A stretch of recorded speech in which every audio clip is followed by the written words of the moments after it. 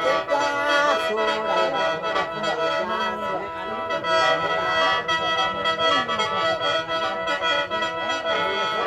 แฮ่ไว้มาเด้อ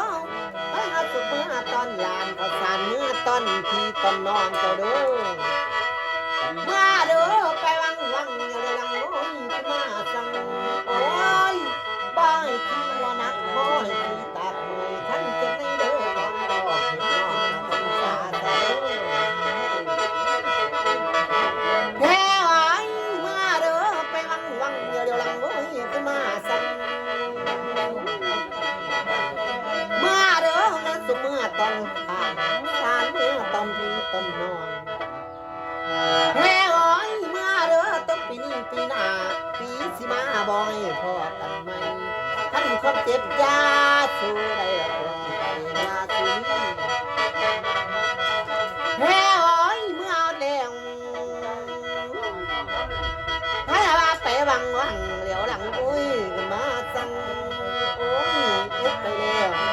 ข้ออื่นท่านข้อเจ็บเด้อข้อไข้ในยาสูนี้เมื่อเด้อมาตะผ้าเล่ๆผู้กระแตเอ้ยผ้าย้อนแทงโอ้ยเมื่อแล้วขันกินเลือดย่อยข้างขันกินอย่างย่อยแก้มมาตั้งให้ทงหน้าบลามาตะหน้าทงพวง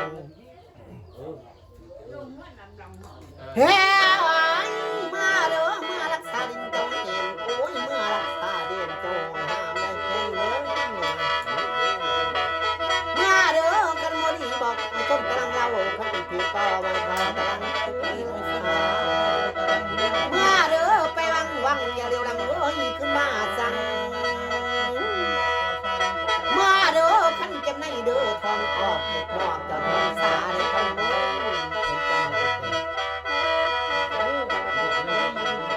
โอ้ยมามือนี่โอ้ยขันมาเข้าลูกเจ้ากางไงพายลูกเจ้าขาแก่เมื่อเด้อขันเมื่อหน้าว่าบ่ยังขันเมื่อลังว่าบ่แล้วเมื่อเด้อก็กันเมื่อตาไผ่ใจกันเมื่อคือตานางเลยเด้อ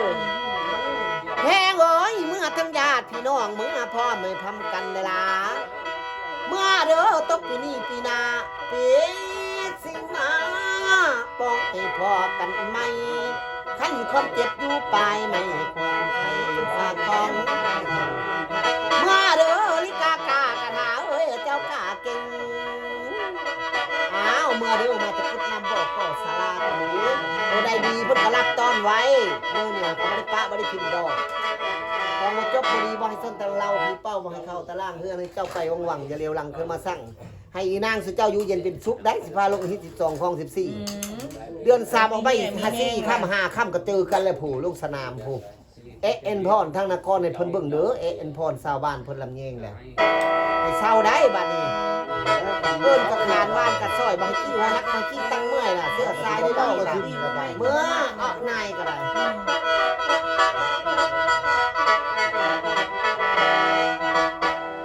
แฮ่ไว้เมื่อละเบ้าน่ะละหาไว้ว่าบอกค่อยแน่แฮ่โอ้ยเมื่อมันแล้วเจ้าอย่าโง่ตาโพขึ้นมาจมูกเจ้าเลยทำเด้อแฮ่ไว้เมื่อแล้วเมื่อตำทางกำลังต้องเจ้าเที่ยวท่านผู้อยู่ก็มีไส้ท่านผู้ไปก็มีโซ่แฮ่โอ้ยไปแล้วให้พ้นดีมือนี้จังเตอดีมือให้มันบ่แม่มาทำเด้อ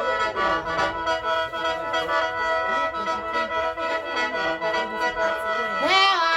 เมื่อเด้อให้ก็ดีเด้อท่านเมื่อดีโอ้ก็พอกันให้ลังมาอ้าวเมื่อสะเด้อเด้อละหาไว้ว่าบ่ค่อยนานโอ้ยที่มันตั้งที่มันเรียงเลยเด้อต้องเรียง